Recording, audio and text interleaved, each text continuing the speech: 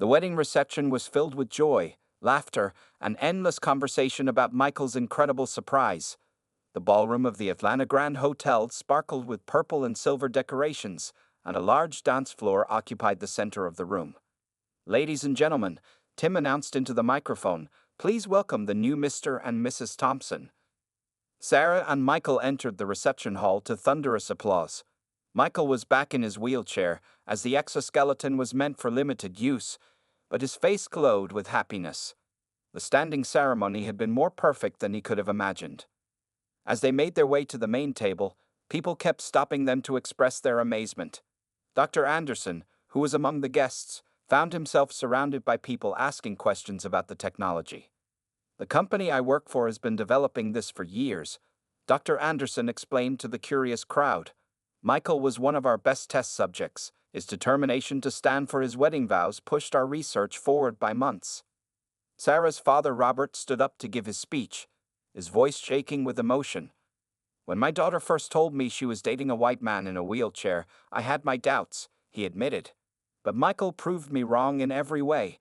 Today, he showed us all that love doesn't just overcome barriers, it breaks them down completely." During dinner, Michael's mother, Susan, shared a secret with the newlyweds. "We've been working with the medical company," she said excitedly.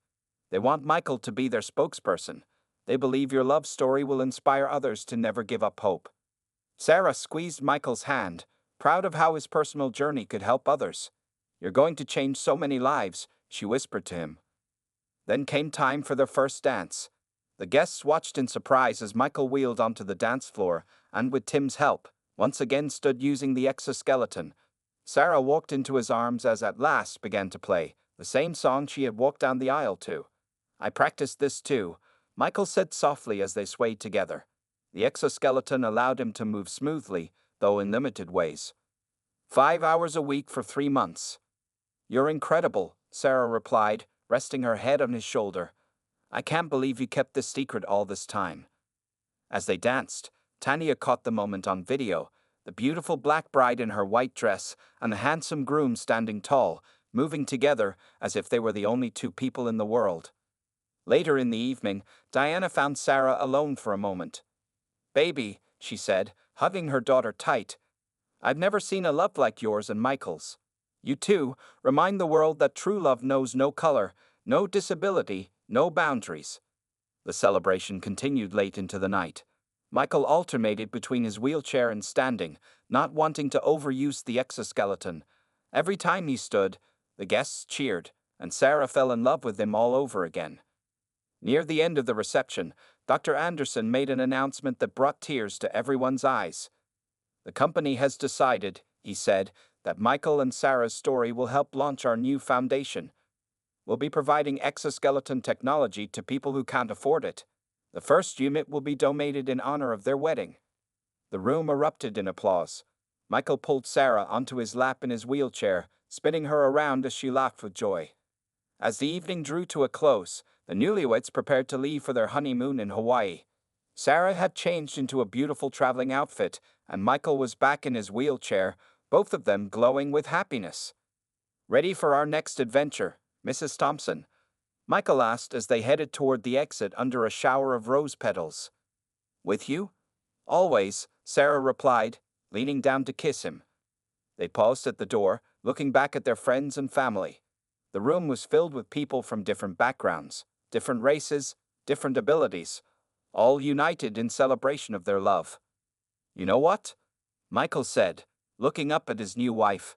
"Everyone thought they were coming to see a wedding today. Instead, they witnessed a miracle." Sarah smiled, touching the ring on her finger. "No, Michael, they witnessed love. And that's the greatest miracle of all." As they left the reception, their hearts full of joy and their future bright with promise, Sarah and Michael knew that their story was more than just a wedding tale. It was proof that when two hearts truly love each other, nothing, not race, not disability, not any obstacle in the world, can stand in their way. The church was silent except for the soft music playing in the background. Sarah stood in front of Michael, her eyes shining with love as Reverend Johnson began the ceremony. The afternoon sun streamed through the stained glass windows, creating beautiful patterns on the floor around them. "Dearly beloved," the Reverend began, we are gathered here today. But before he could continue, Michael raised his hand gently. Reverend, he said, his voice clear and strong, before we proceed, I have something special I'd like to do. Sarah looked at him with confusion. This wasn't part of their rehearsal. She noticed Tim and Dr. Anderson moving quickly to Michael's sides, and her heart began to race. Sarah, Michael said, looking up at her with those blue eyes she loved so much, from the day we met, you've shown me that love has no limitations. Today, I want to show you something I've been working on for the past 6 months. The guests watched in curiosity as Tim reached behind Michael's wheelchair and pressed something. There was a soft mechanical wear, and suddenly, metal braces became visible along Michael's legs, previously hidden under his pants. What's happening? Sarah whispered, her hands trembling in Michael's. Michael smiled. Remember all those mysterious appointments? Those weren't just physical therapy sessions. I've been working with a team of doctors and engineers, testing a new type of exoskeleton technology. Dr. Anderson stepped forward, holding what looked like a small remote control. Michael has been practicing with this device for hours every day, he explained to the stunned audience. It's a revolutionary piece of medical technology that allows people with spinal cord injuries to stand and take steps. Sarah's eyes widened as she realized what was about to happen. Her mother Diana let out a small gasp from the front row, and Robert reached for her hand. Sarah Jenkins, Michael said, his voice full of emotion, you've stood by my side through everything. Now, for our wedding day, I want to stand beside you. With that, he pressed a button on his wheelchair. The mechanical braces along his legs came to life with a gentle hum. Slowly, carefully, Michael began to rise from his wheelchair. Tim and Dr. Anderson stood close by, but they weren't helping him. This was all Michael. The church erupted in gasps and murmurs of amazement. Sarah's hands flew to her mouth, tears streaming down her face as she watched Michael rise to his full height for the first time since she'd known him. He was taller than she had imagined, standing straight and proud in his wedding suit. Oh my God, Sarah breathed, barely able to speak through her tears. Michael. Michael took a small step forward, the exoskeleton moving smoothly with him. He was now standing directly in front of Sarah, their eyes level for the first time. Tears were running down his face too, but his smile was radiant. I wanted to look into your eyes as we said our vows, he said softly. I wanted our first kiss as husband and wife to be standing up, showing the world that love can help us overcome any obstacle. The entire church was crying now. Diana was sobbing openly into Robert's shoulder, while Michael's mother was being hugged by his father. Tanya was trying to film everything through her tears, and Tim stood proudly next to his brother, beaming. Sarah reached out and touched Michael's face, still hardly believing what she was seeing. You did all this? For me? For us, Michael corrected her, taking her hands in his. Every hour of practice, every failed attempt, every moment of frustration was worth it to be standing here with you now. Reverend Johnson, wiping his own eyes, cleared his throat. Well, he said with a warm smile, I think this is proof that God's love knows no boundaries. Shall we continue with the ceremony? Sarah and Michael stood facing each other, their hands clasped together, their hearts beating as one. The surprise Michael had planned had transformed their wedding into something magical, something their guests would talk about for years to come. As Reverend Johnson began the ceremony again, Sarah couldn't take her eyes off Michael's face. In that moment, she knew that this man, who had worked so hard and overcome so much just to stand beside her, was truly the greatest gift she could have ever received. The morning of the wedding dawned bright and beautiful. Sarah woke up early in her parents' house, where she had spent the night following tradition. Sunlight streamed through her childhood bedroom window, and she could hear the excited voices of her mother and sister downstairs. Today's the day, she whispered to herself, touching the photo of her and Michael on her bedside table. Meanwhile, across town at his apartment, Michael was already awake. He had barely slept, his mind focused on more than just the usual wedding day nerves. His brother Tim was with him, helping him get ready while constantly checking his phone. Is everything set? Michael asked nervously. For the 100th time, yes, Tim laughed. Dr. Anderson is already at the church. Everything's ready for your surprise. Back at the Jenkins house, Sarah sat at her mother's vanity as Diana carefully arranged her daughter's hair. They had hired a professional makeup artist, but Diana insisted on doing Sarah's hair herself. I did your hair for your first day of school, your prom, and now your wedding, Diana said, her voice thick with emotion. My beautiful baby girl. Tanya burst into the room wearing her purple bridesmaid dress. The flowers just arrived, she announced. And they're absolutely perfect. Dad's downstairs arranging them like a professional florist. Sarah laughed, picturing her father fussing over the flowers. It was at that moment that her phone buzzed with a text from Michael. Can't wait to see you. I have something amazing planned for you today. What's he planning? Sarah asked Tanya, who was notorious for knowing all the secrets. Oh no, I'm not saying a word, Tanya grinned. But trust me, you're going to love it. At the church, guests began arriving 2 hours before the ceremony.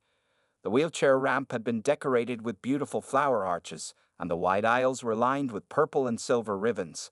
Michael's parents were greeting people, while Tim disappeared into a side room with Dr. Anderson several times. Sarah arrived at the church in her father's carefully polished car. Her heart was pounding as she stepped into the bridal room. Through the window, she could see more cars arriving, filling the parking lot. Sarah, her father said, entering the room. He stopped when he saw her in her wedding dress, tears immediately filling his eyes. You look just like your grandmother on her wedding day. In the groom's room, Michael was taking deep breaths as Tim helped him with his bowtie. His wheelchair had been decorated with small, elegant silver ribbons that matched the wedding theme. Are you ready for this? Tim asked, but they both knew he wasn't just talking about the wedding. I've never been more ready for anything in my life, Michael replied firmly. The guests were all seated now. The church was full of love and anticipation. Michael's side was a sea of faces beaming with pride, while Sarah's side was filled with tearful smiles and excited whispers. The music started, a beautiful violin version of At Last by Etta James. The bridesmaids, led by Tanya, began their walk down the aisle. Each one carried a bouquet of white roses and purple orchids, just as Robert had planned. Then the music changed. The traditional wedding march began to play, and everyone stood. The doors at the back of the church opened, and there stood Sarah with her father. She was a vision in white, her dress flowing perfectly, her face glowing with happiness behind her veil. Michael's breath caught in his throat when he saw her. For a moment, he forgot about everything else, the surprise, the guests, even his nerves. All he could see was Sarah, the woman who had changed his life forever. As Sarah began her walk down the aisle on her father's arm, she locked eyes with Michael. His handsome face, his bright smile, the love shining in his eyes. It was everything she had ever dreamed of. What she didn't know was that in just a few moments, Michael was about to give her the surprise of her life. Something that would make their wedding day even more memorable than she could have imagined. The guests watched with anticipation as Sarah reached the front of the church. Robert kissed his daughter's cheek and placed her hand in Michael's. Nobody, except for a select few, knew that this wedding ceremony was about to become one that no one would ever forget. The months following Michael and Sarah's engagement were filled with excitement, planning, and a few unexpected challenges. Their first task was finding the perfect venue that would be completely wheelchair accessible. After visiting 5 different places, they finally found a beautiful church with modern facilities and wide aisles. This is perfect, Sarah said, watching Michael easily navigate the space. And look at those big windows. The natural light will be amazing for photos. The church's pastor, Reverend Johnson, was particularly welcoming. Love knows no boundaries, he said warmly after meeting them, and your love story is a testament to that. One afternoon, while Sarah was trying on wedding dresses with her mother Diana, sister Tanya, and future mother-in-law Susan, something strange happened. Michael kept sending her mysterious text messages about special appointments he needed to attend. Don't worry about it, Susan said quickly when Sarah mentioned it, exchanging knowing looks with Diana. He's just busy with work. Sarah wasn't completely convinced, but she was too occupied with wedding preparations to investigate further. She had finally found her perfect dress, an elegant white gown that made both her mothers cry when they saw her in it. You look like an angel, Diana whispered, wiping her tears. The guest list sparked some interesting conversations. Some of Michael's distant relatives sent back their RSVPs with notes expressing concerns about the mixed-race marriage. Michael's response was swift. He called each one personally. If you have concerns about who I'm marrying, he told them firmly, then perhaps it's better you don't come. Sarah is the love of my life, and our wedding day will only be shared with people who support our happiness. Sarah's heart swelled with love when she heard about this. That evening, as they sat in their favorite coffee shop, the same one where they had their first date, she reached across the table and squeezed his hand. "You know what?" she said. "We don't need those people. We have everyone who matters." The wedding planning continued with both families pitching in. Robert, Sarah's father, surprised everyone by becoming obsessed with the flower arrangements. He spent hours with the florist, discussing different combinations of white roses and purple orchids.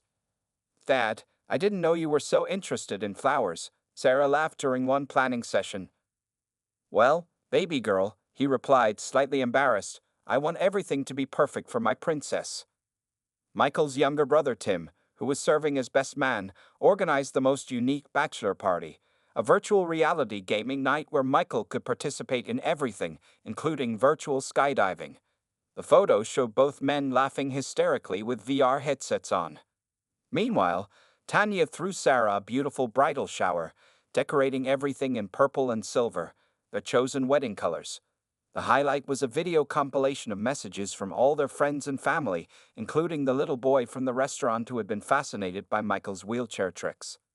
One day, about 2 weeks before the wedding, Sarah noticed Michael was acting nervous again.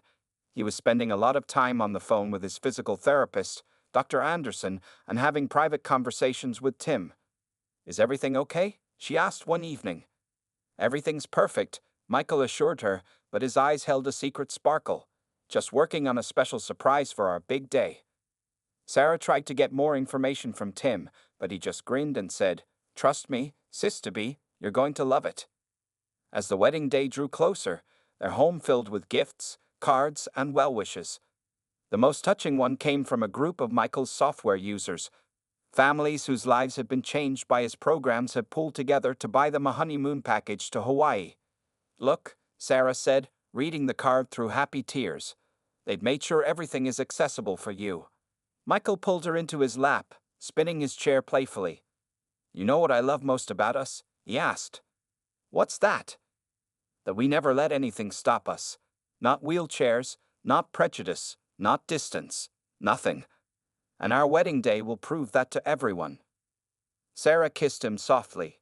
"Our wedding day will be perfect," she said, not knowing just how surprising and perfect it would truly be. 6 months had passed since Michael met Sarah's family, and autumn had painted Atlanta's trees in beautiful shades of orange and red. Michael had been acting strangely for the past week, checking his phone more often than usual and having secret conversations with Sarah's sister Tanya. Sarah noticed these changes but didn't say anything. As a nurse, she was trained to observe, and something was definitely different about Michael lately. He seemed nervous, which wasn't like him at all. One Friday evening, Michael called Sarah. "Hey beautiful, are you free tomorrow evening? I want to take you somewhere special." "Where are we going?" Sarah asked, curious about the excitement in his voice. "It's a surprise," Michael replied mysteriously. "Just wear something nice and be ready by 5 p.m. The next day, Sarah spent extra time getting ready. She chose a pretty blue dress that Michael once said brought out the warmth in her brown eyes. As she was applying the final touches to her makeup, she heard Michael's car pull up outside her apartment. Michael looked incredibly handsome in a dark suit, his blue eyes twinkling with excitement. His wheelchair had been cleaned and polished until it shone. He even had a small bouquet of red roses in his lap. "You look absolutely beautiful," he said, handing her the flowers. Sarah noticed his hands were slightly shaking. They drove to Centennial Olympic Park, their favorite spot in the city. Michael had been taking her there for evening walks since they started dating. As they reached the park, Sarah gasped. The entire pathway leading to their usual spot was lined with tiny lights. "Michael, what's all this?" "You'll see," he smiled, leading her down the illuminated path. As they approached their favorite bench near the fountain, Sarah saw more surprises. There were pictures hanging from the nearby trees, dozens of them. Each photo captured a moment from their relationship: their first coffee date, the technology convention, family dinner at her parents' house, their picnic in the park. "Michael," Sarah's voice trembled as she looked at the photos. "Each picture tells a part of our story," Michael said softly. The story of how a beautiful nurse met a guy in a wheelchair and saw past everything to find love. He reached into his jacket pocket and pulled out one more photo. It was from the day they first met, taken by a security camera in the hospital. Sarah was standing in the doorway of room 415, and Michael was smiling up at her. "This is where our story began," Michael said, his voice full of emotion. "And now, I hope to start a new chapter." Suddenly, Sarah heard movement behind her. She turned to see both their families emerging from behind the trees. Her parents, Tanya, Michael's parents, and his younger brother. They were all there, holding more photos and smiling through tears. Michael wheeled himself in front of Sarah and took her hands in his. "Sarah Jenkins, you came into my life when I thought my story was already written. You showed me that life's greatest chapters can come after its biggest challenges." He reached into his pocket again, this time pulling out a small velvet box. Sarah's hands flew to her mouth as tears began falling down her cheeks. "Some people might look at us and see differences, black and white, standing and sitting. But you and I, we just see love." Michael opened the box, revealing a beautiful diamond ring. "Will you marry me, Sarah? Will you write the rest of our story with me?" Sarah couldn't speak through her tears. She nodded enthusiastically, dropping to her knees to be at eye level with Michael. "Yes," she finally managed to say. "Yes, 1,000 times yes." As Michael slipped the ring onto her finger, their families burst into applause and cheers. Diana was crying openly, while Robert stood with his arm around her, trying to hide his own tears. Tanya was recording everything on her phone, and Michael's family was hugging everyone they could reach. "I love you," Michael whispered as he pulled Sarah close for a kiss. "I love you too," she replied, her heart so full it felt like it might burst. The fountain's lights came on as darkness fell, creating a magical glow around the newly engaged couple. As their families gathered around them with congratulations and hugs, Sarah looked at her ring sparkling in the light. She realized that sometimes the greatest love stories aren't the ones we expect, but the ones that surprise us in the most beautiful ways. The day Sarah decided to tell her family about Michael was a warm Sunday afternoon. Her parents had always hosted family dinners on Sundays, and today, Sarah's stomach was filled with butterflies as she drove to their house in the suburbs of Atlanta. The smell of her mother's famous pot roast filled the air as Sarah walked in. Her younger sister Tanya was setting the table, while her father Robert sat in his favorite armchair reading the newspaper. Her mother Diana was busy in the kitchen. "Mom, Dad, can I talk to you all about something?" Sarah asked after helping her mother with the final dinner preparations. "Of course, baby," Diana said, wiping her hands on her apron. "What's on your mind?" Sarah took a deep breath. "I've been seeing someone for the past few months. His name is Michael, and he's really special to me." "That's wonderful," Diana exclaimed. "Tell us about him. Where did you meet him?" "He was a patient at the hospital," Sarah started. "He's a software engineer now, creates amazing programs to help disabled people because, well, he's in a wheelchair." The kitchen went silent. Sarah could hear the ticking of the old clock on the wall. "A disabled white man?"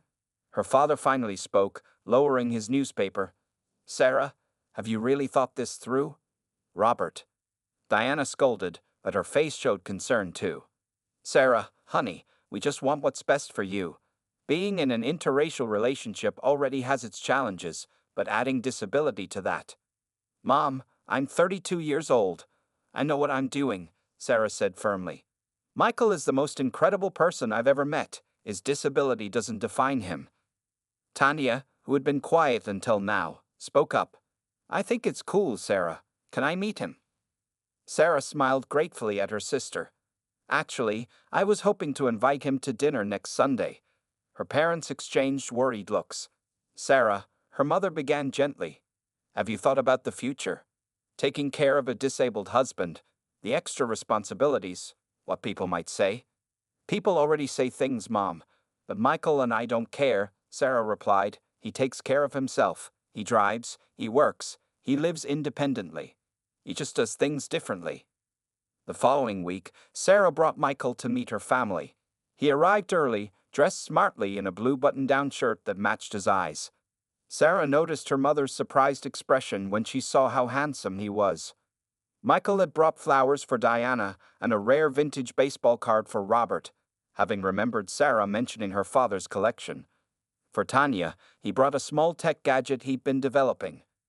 "This is still in testing," he told an excited Tanya, showing her how the device could control various electronics with just eye movements. "You're one of our first beta testers." During dinner, Michael charmed them with stories about his work and his family. He made them laugh with jokes and impressed them with his knowledge of soul food, having researched African American cuisine to connect with Sarah's family. But the moment that truly changed everything was when Diana dropped a serving spoon in the kitchen. Before anyone could react, Michael had smoothly maneuvered his wheelchair to retrieve it, presenting it to her with a warm smile. "Thank you, Michael," Diana said softly, seeing for the first time how naturally he handled his disability. After dinner, as Sarah walked Michael to his car, her father followed them out. "Michael," Robert called, "next Sunday, the game's on. Would you like to come watch it here?" Sarah squeezed Michael's hand, fighting back happy tears. "I'd love to, sir," Michael replied with a genuine smile. "But fair warning, I'm a Patriots fan." Robert laughed. "Nobody's perfect, son." Later that night, Sarah called her mother. "He's different from what I expected," Diana admitted. "The way he looks at you. That man really loves you, Sarah." "I love him too, Mom," Sarah replied, her heart full. "I can see that." Diana paused. "Just promise me one thing. Be happy, baby. That's all a mother wants." As Sarah hung up the phone, she felt a weight lift from her shoulders. Change wasn't always easy, but love had a way of opening hearts and minds. Michael had shown her family what she had known all along, that true love sees no boundaries, only possibilities. That first coffee date turned into something neither Sarah nor Michael had expected. As they sat at the small corner table of the Coffee Bean across from the hospital, time seemed to fly by. Sarah found herself fascinated by Michael's stories, and he couldn't take his eyes off her beautiful smile. "So, what made you become a nurse?" Michael asked, taking a sip of his cappuccino. Sarah's eyes lit up as she spoke. "When I was little, my grandmother got sick. The nurses who took care of her were so kind and helpful. I knew then that's what I wanted to do, help people when they need it most." Michael nodded, impressed by her dedication. "Well, you're definitely good at it. You made my hospital stay much brighter." Days turned into weeks, and their coffee dates became more frequent. Sarah's coworkers noticed the spring in her step whenever she checked on Michael during her shifts. Nancy, the head nurse, pulled her aside one day with concern in her eyes. "Sarah, honey, are you sure about this?" Nancy asked gently. "Dating a patient. And well, you know?" "Know what?" Sarah's voice was firm but kind. "That he's white? That he's in a wheelchair? Neither of those things matter to me, Nancy. Michael is one of the most amazing people I've ever met." And he truly was. On their fifth date, Michael took Sarah to a technology convention where he was presenting his latest software. She watched in awe as he commanded the attention of hundreds of people, demonstrating how his program could help disabled individuals live more independently. After the presentation, an elderly woman approached them with tears in her eyes. "Thank you," she said to Michael. "My grandson lost his arms in an accident, and your software will help him go back to school." Sarah felt her heart swell with pride. This was the Michael she was falling for, not defined by his disability, but by his determination to help others. Their relationship wasn't without challenges. One evening, while they were having dinner at a restaurant, a young child pointed at Michael's wheelchair and loudly asked his mother why the man couldn't walk. Instead of being embarrassed, Michael called the curious boy over. "Hey, buddy," he said with a friendly smile. "Want to see something cool?" He showed the boy how his wheelchair could spin around and even pop a small wheelie. The boy's eyes widened with excitement, and his mother mouthed a grateful thank you to Michael. "You're amazing with kids," Sarah said after they left. Michael shrugged. "People fear what they don't understand. Sometimes all it takes is a little explanation and a cool wheelchair trick." One Saturday afternoon, they went to the park. Michael had packed a surprise picnic, complete with Sarah's favorite strawberry cheesecake. As they sat under a large oak tree, Sarah helping to spread out the blanket, a group of her friends walked by. "Sarah, is this where you've been hiding?" One of them called out. Their eyes moved from Sarah to Michael, and awkward silence followed. Sarah stood up proudly. "Everyone, this is Michael, my boyfriend. Michael, these are my friends from college." Michael charmed them all within minutes, telling jokes and sharing stories about his work. By the end of the impromptu meeting, Sarah's friends were laughing and exchanging numbers with him. Later that evening, as Michael drove them home in his specially adapted car, Sarah realized something important. She wasn't just dating Michael anymore. She was falling deeply in love with him. "What are you thinking about?" Michael asked, noticing her thoughtful expression. "Just how lucky I am," Sarah replied honestly. "You know, when I first met you, some people thought I was crazy for dating a patient. And now? Now they're crazy about you too." She leaned over and kissed his cheek. "But not as crazy as I am." Michael's face broke into that bright smile she'd first fallen for. "Well, that's good to hear, because I'm pretty crazy about you too, Sarah Jenkins." As they drove through the city streets, the setting sun painting the sky in beautiful colors, both Sarah and Michael knew that what they had found was special. Their love wasn't about black or white, standing or sitting. It was about two hearts that had found their perfect match in the most unexpected way.